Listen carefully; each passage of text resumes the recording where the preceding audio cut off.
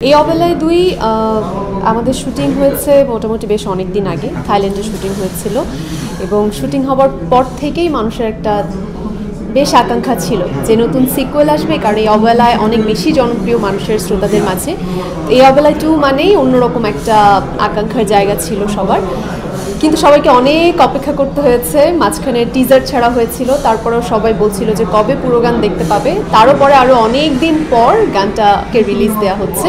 তাও মনে হয় দর্শক সবাই অনেক দিন ধরে অপেক্ষা করেছেন। দর্শক হিসেবে অনেক বেশি খুশি লাগছে যে ফাইনালি অবেলায় 2 আমরা দেখতে যাচ্ছি আজকে। একই সাথে ইন্টারেস্টিং ব্যাপার হচ্ছে এই গানটি শুধুমাত্র বাংলায় নয়, বাংলা ইংরেজি দুটো ভার্সনে মুক্তি দেওয়া হচ্ছে। এমনটা সম্ভবত আমাদের দেশ থেকে আমি জানি না, ঠিক এই পরিসরে সম্ভবত এটাই প্রথম হচ্ছে। আমার এক্সপিরিয়েন্সের কথা যদি বলি, ভীষণ ভালো। আমি শিরোনামহীনের ভক্ত অনেক আগে থেকে। তারপরে এই অবেলায় যখন এলো সেই গানটি অন্য অনেকের মতো আমারও ভীষণ প্রিয় একটি গান।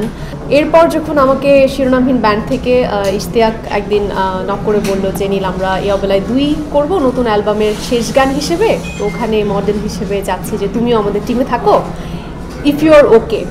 সো আমি শুনে ভীষণ খুশি হয়েছি যে ওরা আমাকে এটার জন্য ভেবেছে, এবং আমি বললাম যে অবশ্যই, মানে এটা ভাবনার কোনো জায়গাই নেই, আমি অবশ্যই করবো। জাস্ট প্ল্যান জানিও কি হচ্ছে, কোথায় হচ্ছে। অনেক বেশি কিছু আর আস করিনি, শুধু জানতাম থাইল্যান্ডে হবে, শিরোনামহীন টিম থাকবে, আর 2জন সিনেমাটোগ্রাফার থাকবে, আর আমি থাকবো। তো আমার কাছে আরও বেশি ভালো লাগলো যে গতানুগতিক প্রোডাকশন হাউস না, গতানুগতিক শুটিং এক্সপিরিয়েন্স না, একদম অন্যরকম একটা শুটিং এক্সপিরিয়েন্স হবে, যেখানে পুরো কাজ শিরোনামহীন টিমটাই করবে। থাইল্যান্ডে আমরা খুব আনন্দ নিয়ে শুটিং করেছি। গানটাকে নিয়ে আমরা বেশ আগে বসেছি, শুনেছি, সবার ভাবনাগুলো শুনেছি। জিয়া ভাই, শাফিন ভাই, সবার সাথে আমরা বসেছি। কি ভাবনা, এই গানটার পেছনের গল্পটা ঠিক কী ভাবছে, কী ইমোশন ক্যারি করছে, থাইল্যান্ডে আমাদের ঠিক কী পরিকল্পনা আছে। পুরো জার্নিটাই ভীষণ ভালো ছিল। আর শুটিংয়ের সময়টা আমার মনে হয় আমাদের পুরো টিমের জন্যই খুব মেমোরেবল হয়ে থাকবে সবসময়।